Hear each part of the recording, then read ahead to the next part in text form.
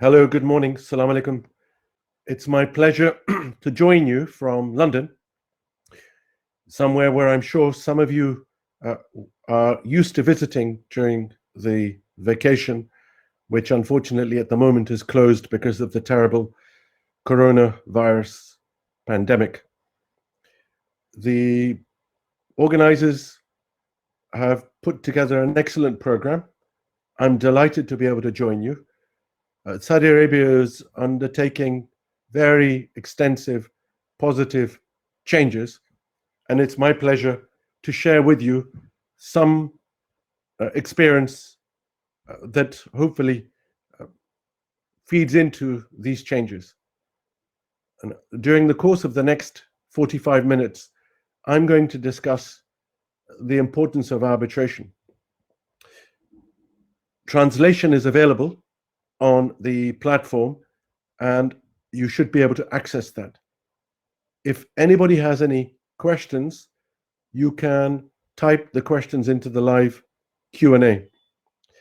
I have a question for all of you first, and the question will be put onto the screen for a live poll. And the question is this: those of you who are listening, have you seen an arbitration clause or been involved in a legal dispute?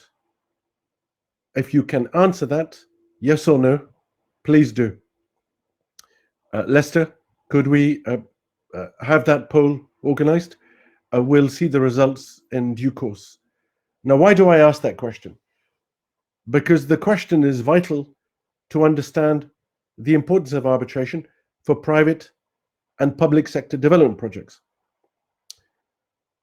I'll start with basics. Sometimes we have to remind ourselves of the basics, namely, what is arbitration? And arbitration is a process, dispute resolution, which is agreed to in the contract when the contract is entered into or when a dispute arises. What are the fundamental characteristics of arbitration? Firstly, that instead of a judge deciding the matter in open court, the parties, through the contract, in advance agree that if there is a dispute, the dispute will be dealt with by somebody called an arbitrator, or often three arbitrators. The two parties choose their own arbitrator, and the two party-appointed arbitrators then choose the chairperson. The objective here is to ensure that the arbitrator or arbitrators have knowledge and expertise of the issues in the dispute, that they will behave in an impartial, independent manner, and provide a just decision. Why do parties choose arbitration instead of court? They've been doing it for hundreds of years. And maybe many of you know that in the Islamic tradition, arbitration took place through the Treaty of Medina, where the Prophet Muhammad, peace be upon him, was appointed as the arbitrator between the tribes to settle their differences. So this is not a modern phenomenon. It's not a Western phenomenon. It's part and parcel of our faith as Muslims, and it's extremely important in international business. Principally because more and more business takes place involving foreign parties or companies. And apart from a few courts, most foreigners doing business in another country, for good or bad reasons, don't trust the local courts. They feel the local courts may be biased against them if their contract is with a local party. They feel the local courts may be slow. Maybe they don't understand the language. Maybe they don't feel comfortable with the local lawyers.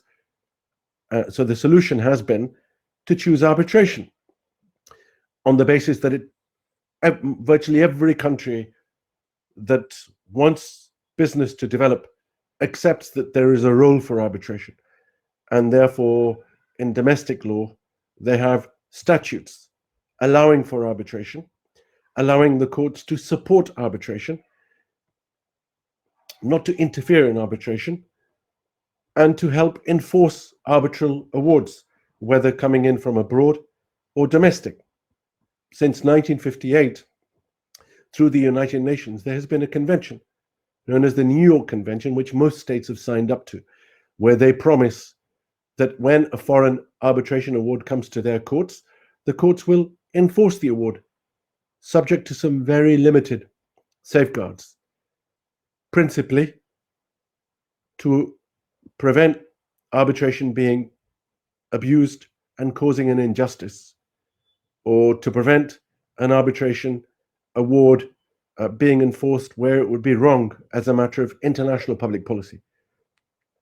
These are very limited circumstances, with the consequence that when an arbitration award is delivered, it's very rare for that award to be challenged. Even in England, where I'm sitting, where I've been involved in many arbitrations for 30 years, in my practice through my office in London, I've acted on hundreds of cases worth billions of dollars for and against clients and governments from more than 70 countries, including Saudi Arabia and other countries in the GCC. And I can tell you that the English courts very, very rarely interfere in an arbitration, whether it's an arbitrator, whether it's to allow a challenge to an arbitration award, but they enforce arbitration awards very quickly against commercial assets that are in the jurisdiction. In terms of the presentation, I've produced a PowerPoint slide presentation which deals with three aspects, namely the importance of arbitration in the context of public procurement, investment treaty disputes, and contracts. I'm not going to take you to that now. I'll take you to it shortly, because what I want to discuss with you is the fundamentals of arbitration, because increasingly arbitration is dominating in comparison with court process. So if, as is the case, more and more foreigners, when they enter into another jurisdiction, insist on arbitration, what do you need to know if you want to make it work? Well, arbitration clause has to be very clear. There are many standard arbitration clauses, and if you are drafting a contract, it would be wise just to use the standard arbitration clause of an institution. The most famous institutions are the ICC, International Chamber of Commerce, seated in Paris, and the London Court of International Arbitration, seated, as you can imagine from its name, in London. There's a question that's been asked by Ilyas Fatani, how the new technologies would affect the development of arbitration. Ilyas, I'll deal with that shortly. I've just done an article for our newspaper in England called The Times, which we can share with you about online hearings and the limitations. And I'll come to that in a moment. But sticking to arbitration and the importance of arbitration. The importance of arbitration, as it's developed, you start off with a clear clause. If you have a clause which is unclear, it's the worst you can do, because if you haven't clearly chosen arbitration, then you'll have a fight. Is it arbitration? Is it local court? Is it, for example, the Saudi courts, or is it, for example, the English courts?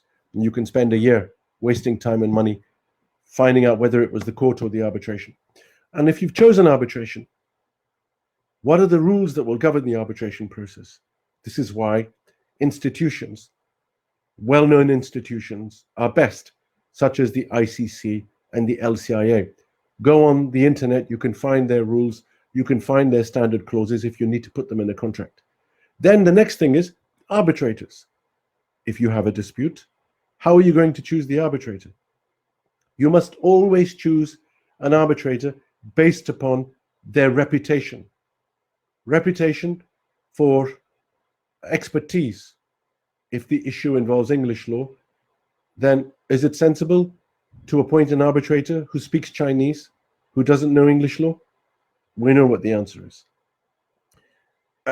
Is it sensible to appoint an arbitrator who is your best friend when the other side has appointed a very, very eminent, distinguished, retired let's say, judge or Queen's Counsel, hopefully you know the answer.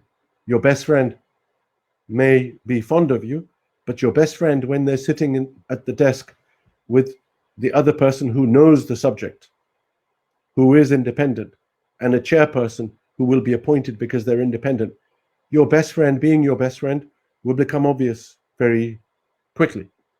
That is why increasingly parties try to appoint retired judges or what are known as Queen's Counsel, people like myself, senior lawyers, on the basis that they will be appointed, act independently, act impartially.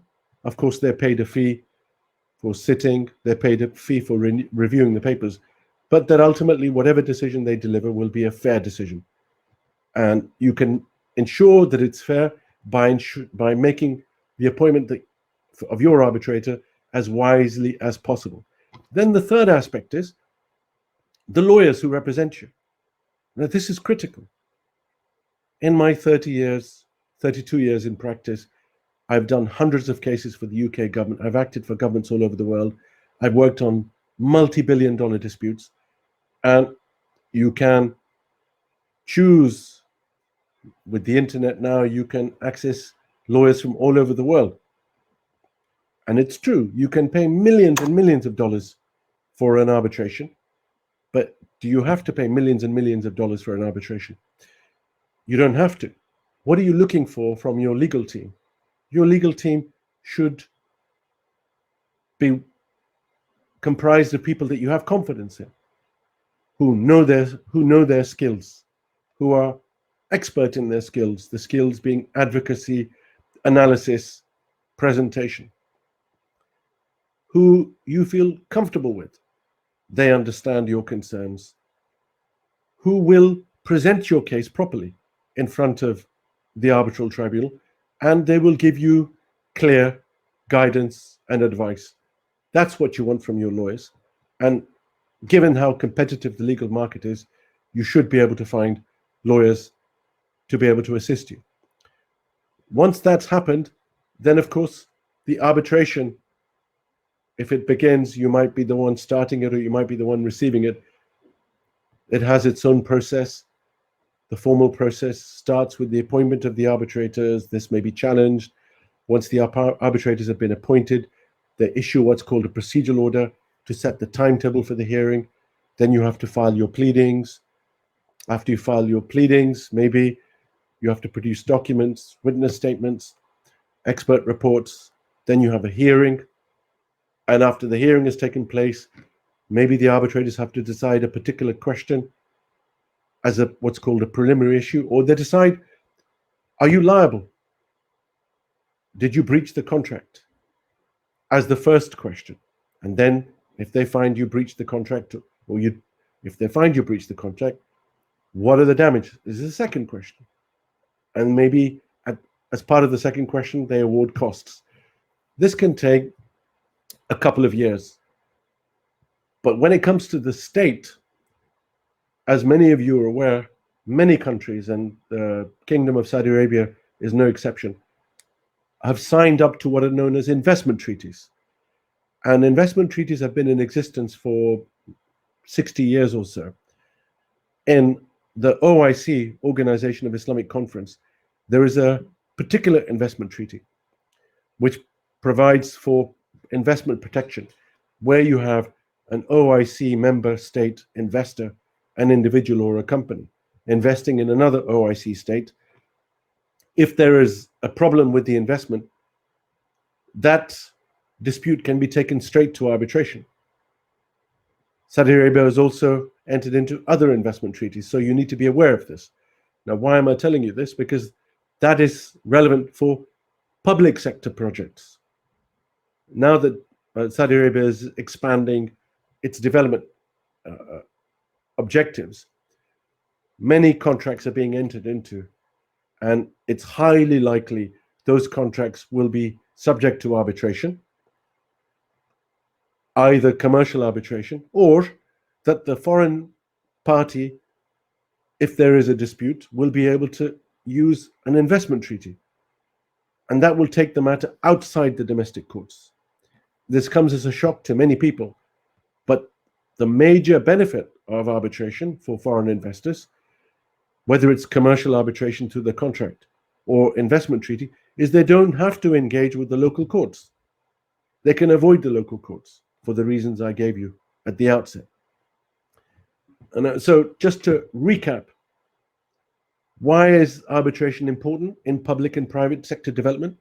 Because in both of them, increasingly parties are avoiding courts, whether it's in England or in Saudi Arabia or elsewhere. They perceive courts as being slow, more expensive, rightly or wrongly. The truth is that the English courts often are cheaper than arbitration because arbitration has become slower than it should be, has become much more expensive than it should be. So again, as a client, if you're advised properly by your legal team, you should be able to control the costs to some extent. Because parties believe that arbitration may deliver a fairer result, because they believe an arbitration award can be enforced more quickly than a court judgment, because they believe arbitration is often confidential, which it is, especially for private arbitration, private sector development projects. For public sector development projects, through the investment treaty system, it's less likely to be confidential because more and more people believe there's a public interest in knowing if there's a claim against the state, an investment treaty claim, who is the claimant, what is the basis of the claim, because ultimately the state may be paying billions of dollars. As some of you may know, one of the biggest cases ever brought against the state involves a damages award of $55 billion against Russia, which was issued in 2014. 7 years later, is still being challenged, is still being enforced. Now compare that with the situation in 2003, when I was instructed in what was then the biggest claim against the state, 11 in treaty arbitrations against India for $7 billion. This is 2003, all about a power plant, which I'm pleased to say we managed to settle for a fraction of the $7 billion, less than $200 million. So see how arbitration is changing. More and more arbitration is taking place involving private sector development. More and more arbitration is taking place involving public sector development. At the moment, we have at least one case a week being brought under an investment treaty against a state, one case a week. So this is extremely important for you to understand. Now, moving on from why arbitration is important to what more you can do if you're involved in arbitration. What I would like Mohammed to do is, Mohammed, just turn to page 7, if you can, please, of the PowerPoint, and just display that.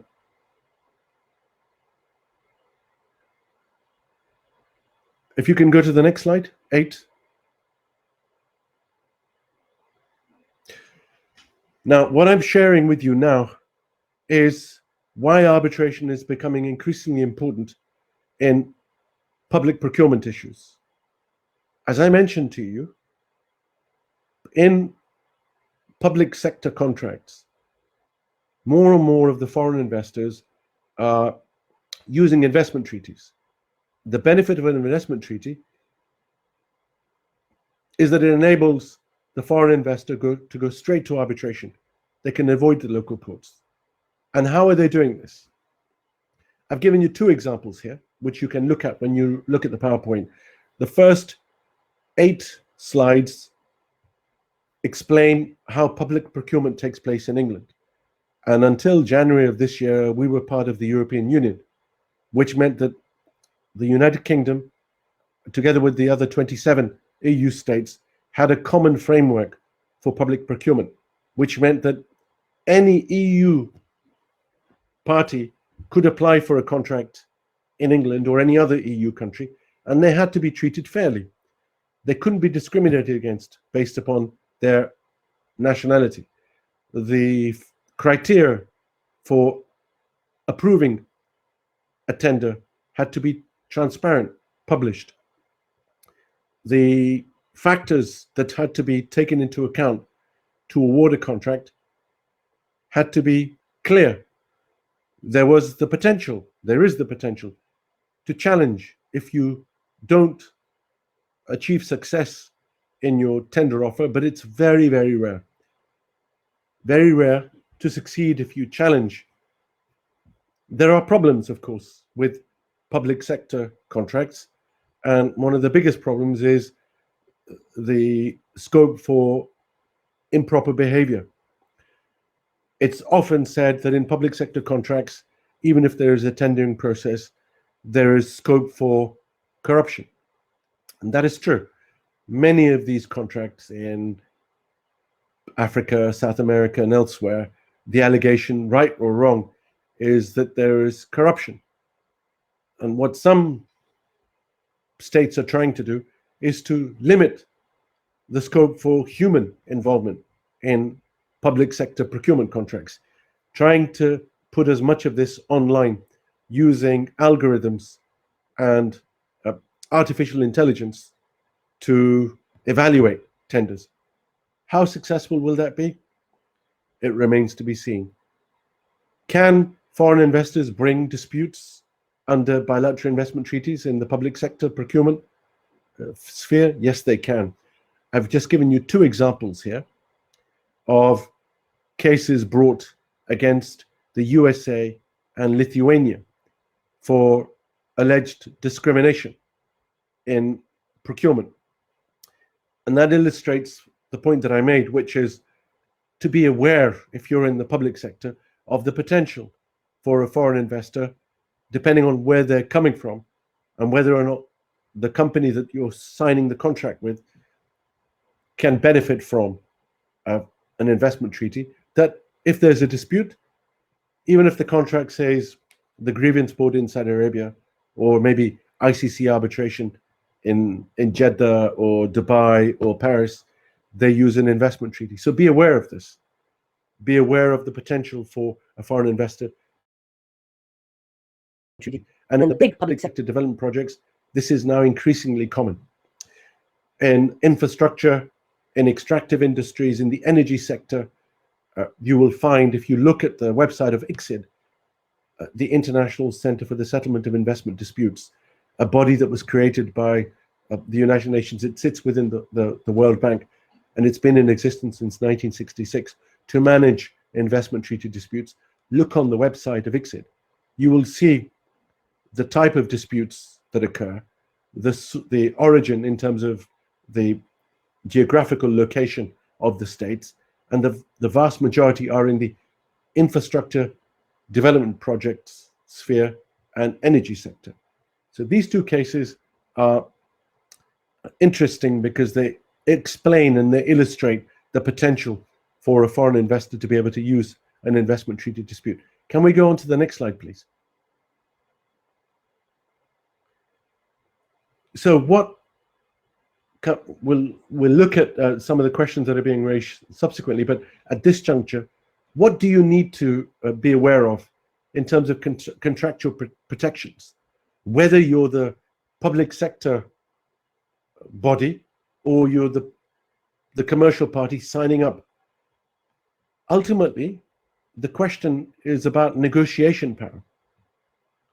For public works contracts, quite often, the private sector party that's signing the contract doesn't have much negotiation power.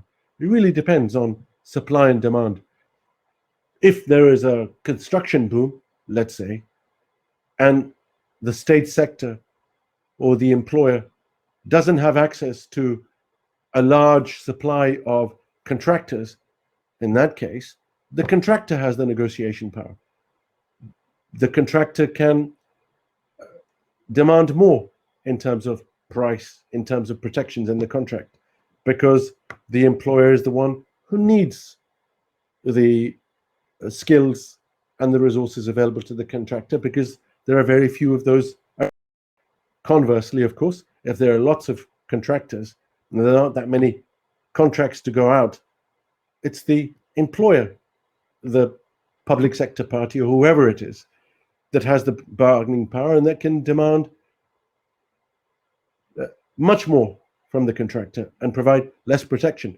But whatever the situation, there are some fundamental points which you should always ensure, because if you neglect them, you will be facing problems sooner or later. And there are four points that I would raise with you and remind you of, that you must always bear in mind, no matter how long the contract can be hundreds of pages long, with lots and lots of annexes, especially in public sector development. But the fundamental terms must always be accurate. What is the agreement? Has it been expressed accurately? What are you supposed to do? What is the contracting party against you supposed to do? Has it been set out clearly? What are the rights and obligations? Is it complete? Have you taken account of all the possibilities? Delay, variations, extensions, problems that may occur, such as supervening events, force majeure. Some of you may know that we have essentially two legal systems, the common law system and the civil law system. The civil law system is based upon codified legal provisions. The common law system relies upon law that originates from statute, legislation, but also judges having made decisions on issues. In the common law, we have a doctrine which is known as force majeure. If in your contract you have included a clause which identifies an event of force majeure, what that does is it suspends obligations. It means you cannot sue or be sued in the event of force majeure. Now, the COVID pandemic that hit everybody since last January and is still there, disrupting supply chains, disrupting travel, disrupting work, in many contracts would have constituted force majeure. That's if the contract had included a force majeure clause. Now, if it didn't include a force majeure clause, then much would depend upon what the local law provided. Let's say you had emergency legislation, and the emergency legislation could be relied on to provide a justification for non-performance. But when I say a contract should be complete, this is precisely the point. The more sophisticated the contracting parties, the more well-developed your contract will be. And so you need to make sure it's comprehensive. In my career, 32 years, in addition to the kind of work that I've done in big arbitrations in London, Singapore, Switzerland, France, for states against states, big projects for ports, acquisition of airplanes, big power plants, sensitive cases all over the world. What I've seen again and again and again are very, very lengthy contracts. Sitting behind me are bundles. And some of the contracts can be 5 or 6 of those bundles easily. And in a situation where a dispute is going to arise, or a dispute has already arisen, it's often my job as Queen's Counsel, or even as a barrister, I'm asked by the international law firm or by the General Counsel or by the government, please review this. Advisors, what do you believe are the strengths and weaknesses? And very often, I'm sorry to say, contracts are put together quickly, cut and paste. The objective is let's sign, let's get the deal. And they're not reviewed properly. Again and again and again, this happens. Which means that when a dispute arises, something is missing, or something is unclear, or somebody realizes that a protection that they needed isn't there. So please, make sure that your contracts are accurate. Make sure that they're complete. Make sure that they're exact. They can't be vague. They cannot be ambiguous, because that will cause you problems as well. And make sure that they can withstand review, because if a contract cannot stand review, that means that if somebody like me looks at it and I can see that there are problems with it, well, you're going to have problems in the future, because a senior lawyer, an experienced lawyer, if he or she is able to review a contract and find problems with it during the life of the contract, then you can be sure that if a problem occurs, you'll end up in a dispute. What I want to turn to going forwards in terms of what you can do, and there are quite a lot of you listening, so far as arbitration is concerned. Many of you may be familiar with arbitration, maybe you are not. I wonder if we can put up the answer to the first question, if we have any answers to the first question. Lester, the first question that I asked was, have you seen an arbitration clause or been involved in a legal dispute? So 46% have seen an arbitration clause, 47%, 53% haven't. Can I ask the next question? Do you believe local court is better than arbitration? Can we ask that question?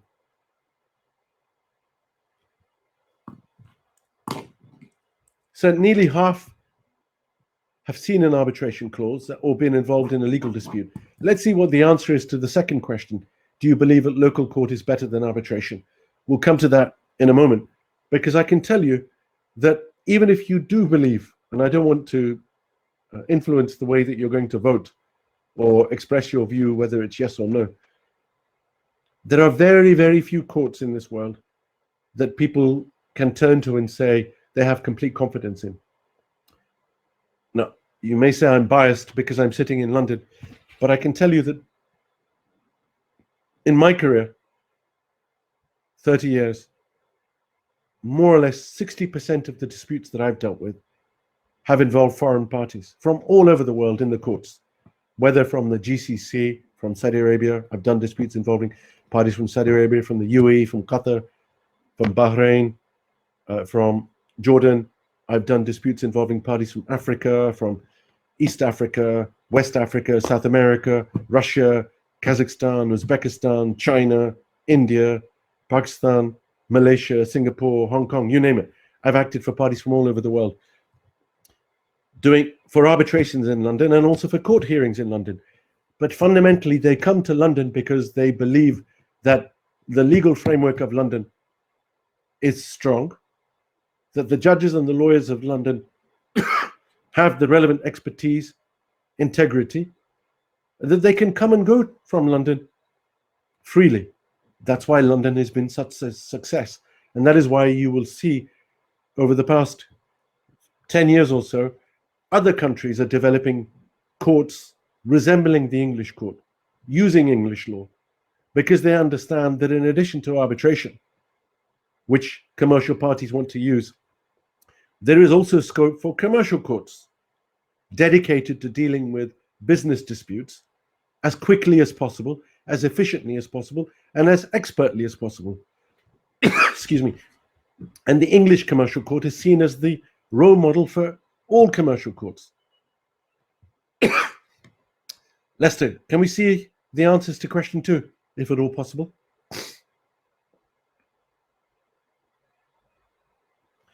For those of you who haven't voted yet, could you vote? Could you express a view kindly on question 2? Do you believe local court is better than arbitration? And then when the answers come, Lester, if you can put that on the screen.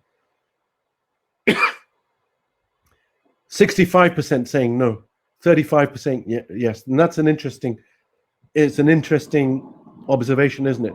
Now, there are about 200 of you. Your backgrounds, I'm sure, from the GCC, from Saudi Arabia, international, and 2/3 of you, half of you have seen an arbitration clause or been involved in a dispute, and 2/3 of you believe arbitration is better than local court. Now that's really important for the subject that we're talking about, which is why arbitration is dominant, increasingly dominant for public and private sector development projects. Excuse me. Now, one of you, Ilyas, had asked a question how new technologies would affect the development of arbitration. I wrote an article about online hearings in an English newspaper called The Times last week. I have appeared as an advocate in online hearings. I've appeared and as an advocate in online arbitration, in online court hearings. I've appeared in proceedings that have involved arbitrations from different parts of the world.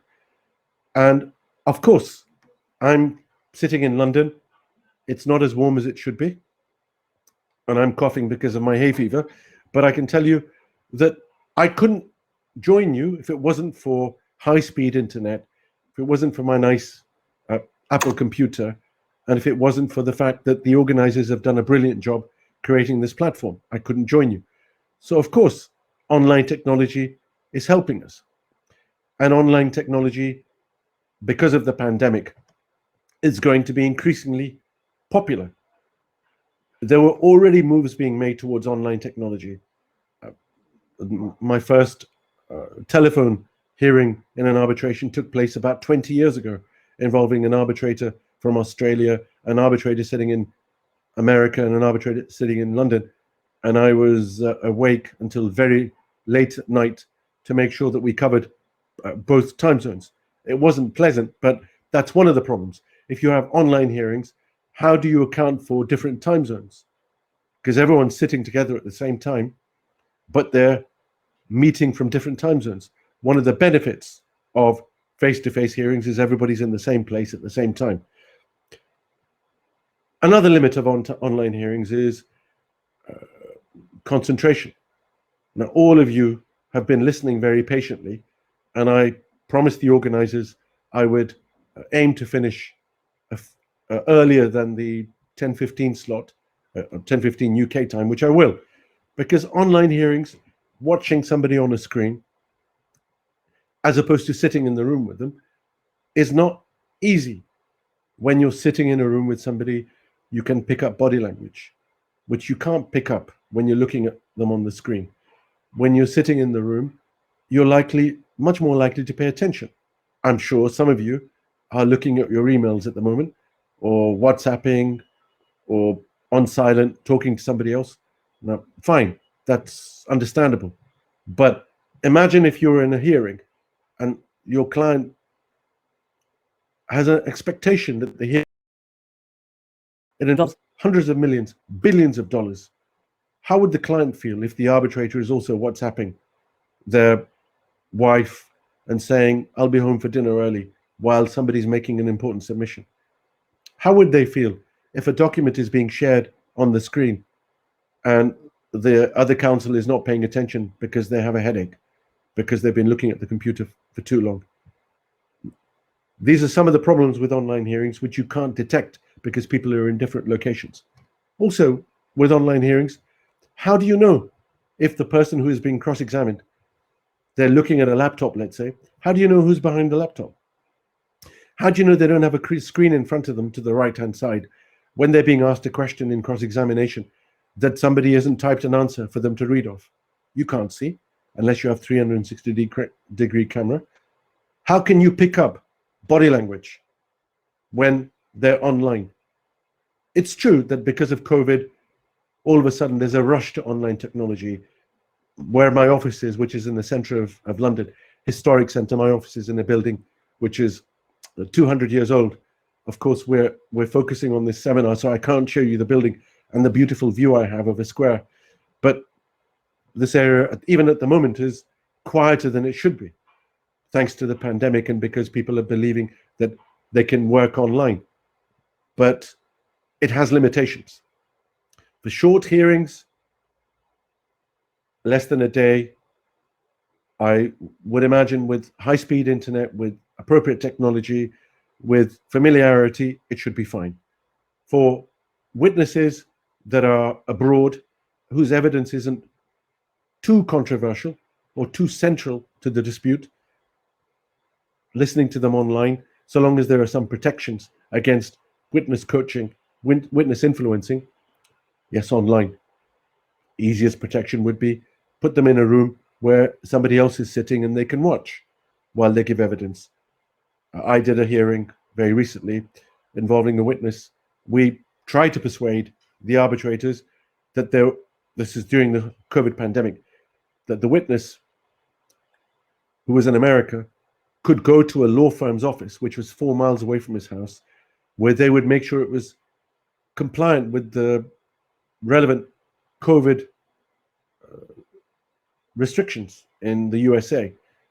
Instead, the arbitrators, rightly or wrongly, said, no, it's fine. He can give evidence from his kitchen on a dispute worth hundreds of millions of dollars. Now, with the greatest respect to the arbitrators, I don't believe that was necessarily the right decision. But it's all too easy to become too relaxed. And we mustn't forget that there is some benefit of formality, whether it comes to court procedure or arbitration procedure. If we all start wearing T-shirts and shorts, I'm pretty sure that the proceedings will have less effectiveness. We in England, as some of you are aware, are still wearing wigs and gowns in courts, and I, for one, believe that they serve a purpose. The idea is uniformity, unlike in some countries where the louder your tie, the more expensive your suit, the more attention you get from the press. Well, it's your arguments that should be doing the talking, not your Versace suit or your bright red tie.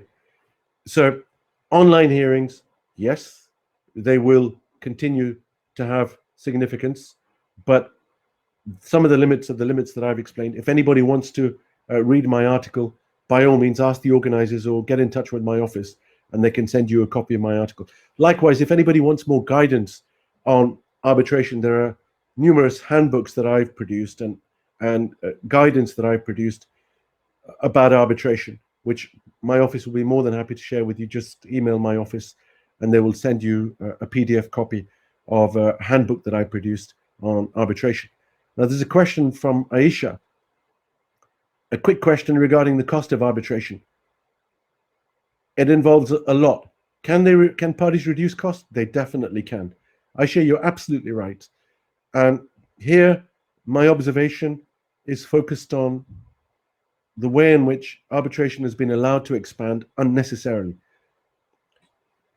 The big selling point in favor of arbitration always was that it's confidential, it's quicker, and it's cheaper than court process. Well, the reality now is that in many cases, if you challenge an arbitration before the domestic courts, the moment you challenge the arbitration, because courts are open, the names of the parties often are revealed in the court judgment. In England, even now, the courts anonymize the parties' names, so A against B, unless there's a public interest in publication of the names. But in most countries, that's not the case. So I would say to you that confidentiality, as the first benefit of arbitration, has limits. And certainly when it comes to public sector procurement, where investment treaties are being used, there is no confidentiality. Go on the ICSID website and you will see the latest case that's been filed, who's filed it, against which state, who are the lawyers, what's the claim all about. So where's the confidentiality? Speed. I mentioned investment treaty cases. Investment treaty cases can take up to 5 years. Appointing the arbitrators can take 6 months. Challenging, then there's a challenge to the arbitrators often. Increasingly so, because some arbitrators are accepting repeat appointments.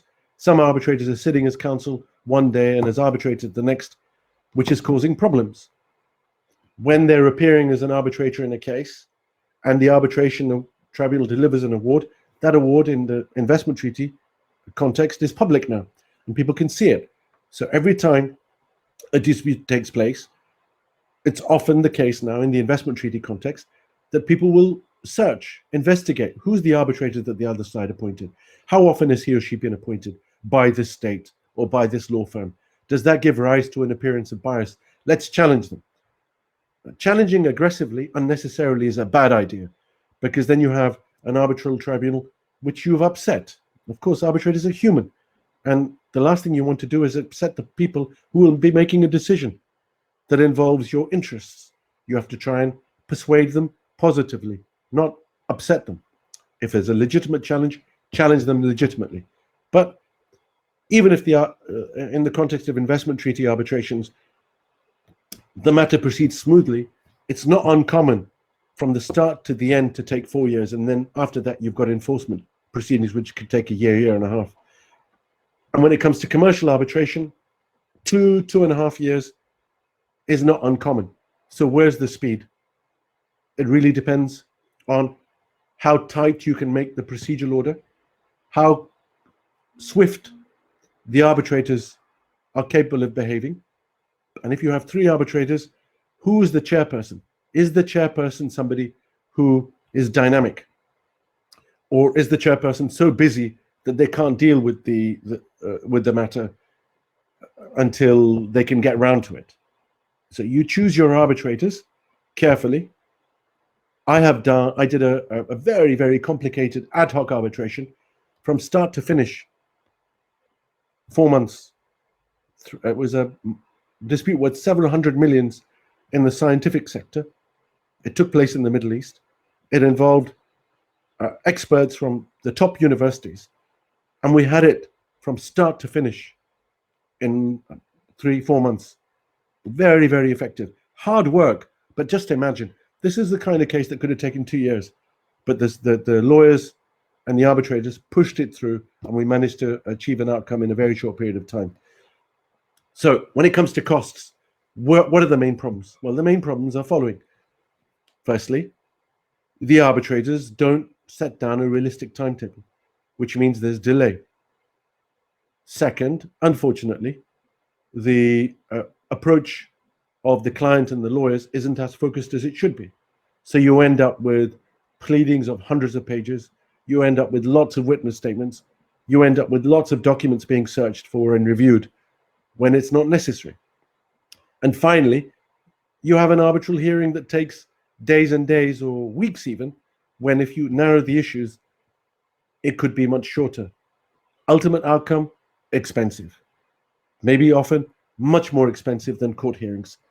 Solution, you as the client have to ensure that the lawyers that you instruct guide you through the process, and that you have your expectations understood by your lawyers.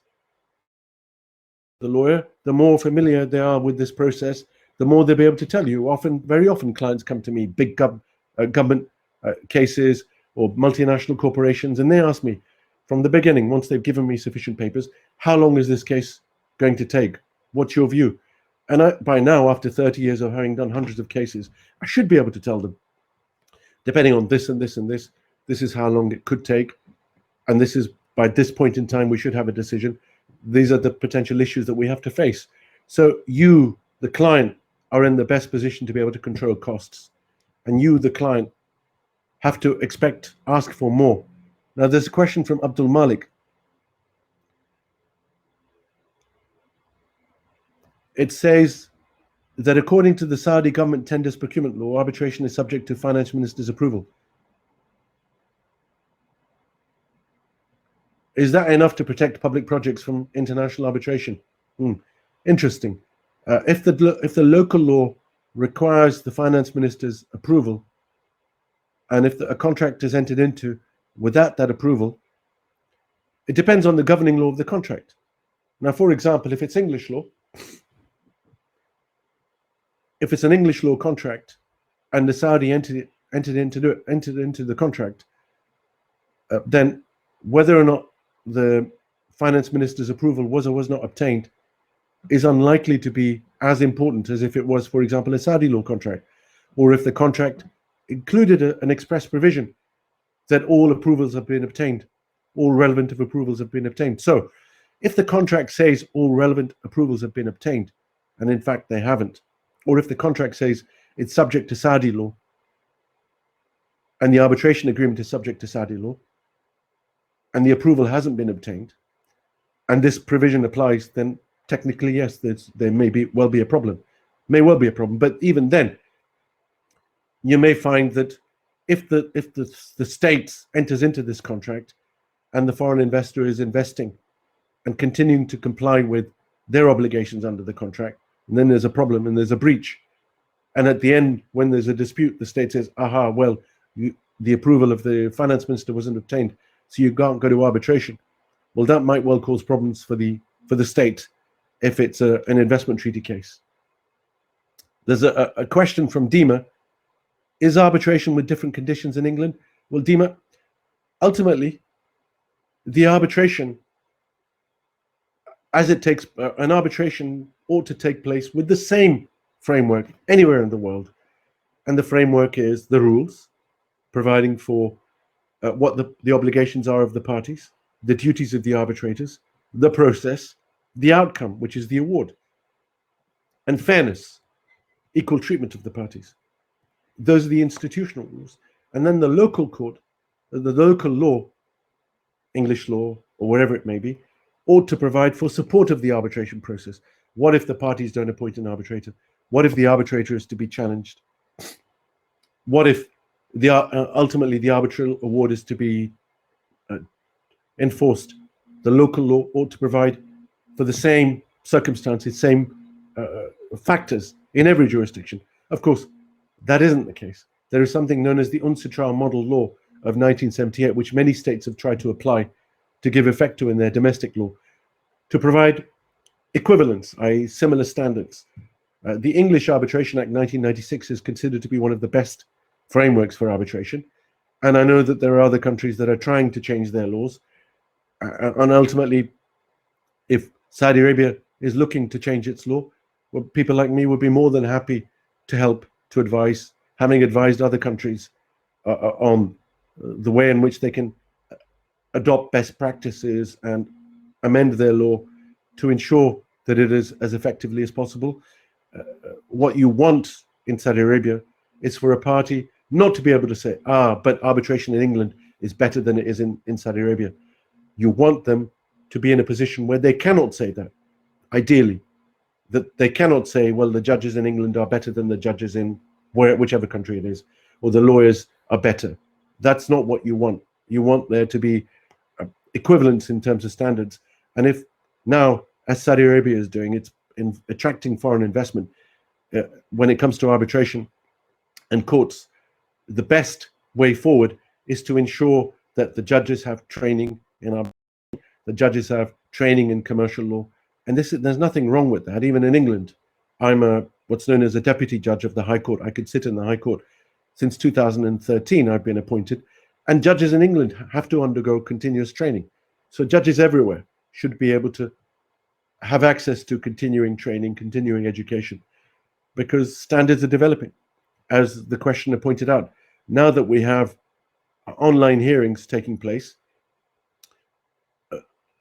judges, arbitrators need to be familiar with that. There's another question from Nadia Al-Sheikh.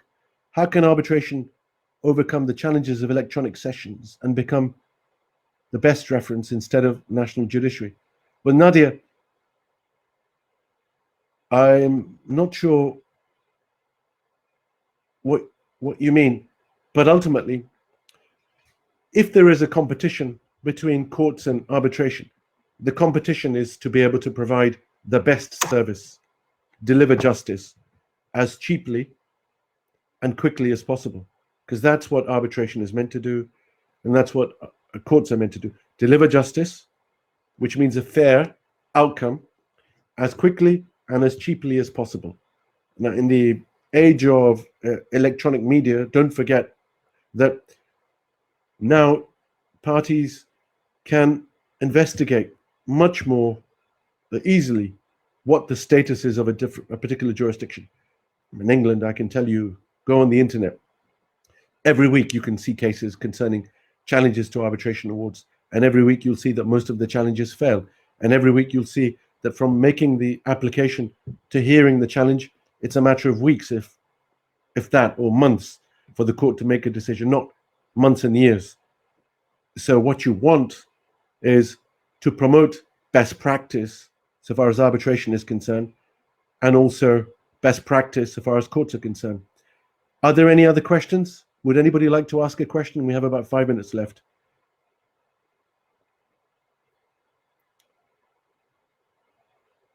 As I mentioned, the purpose behind this presentation was to make you aware of why it is that arbitration is being favored instead of court process. Many of you are already familiar with these issues. It's been a pleasure on my part to join you, albeit from London. I hope, God willing, that once travel opens up, that I can visit Saudi Arabia again. It's been far too long since I last came, and inshallah, I hope to come soon. From my point, for all of you, whichever jurisdictions you're in, I hope you stay safe. If you want further information, the article that I mentioned or any other information, then please don't hesitate to contact my office, the London office, or the office at mcnairchambers.com, and they can send you a PDF of the paper on arbitration or the article on online hearings. Also, if you have any other questions, email them to info@saudilawconf.com. Now, if there is no other question, I'd like to thank Lester and Mohammed for helping. I haven't shared the PowerPoint presentation because it was more important to be able to address you on these critical questions, which I'm sure are familiar to many of you, but we all need to be reminded of again and again. I will end the session there, so you have a little bit more of a break before the next session commences. Thank you all. Take care. Have a good day. Goodbye.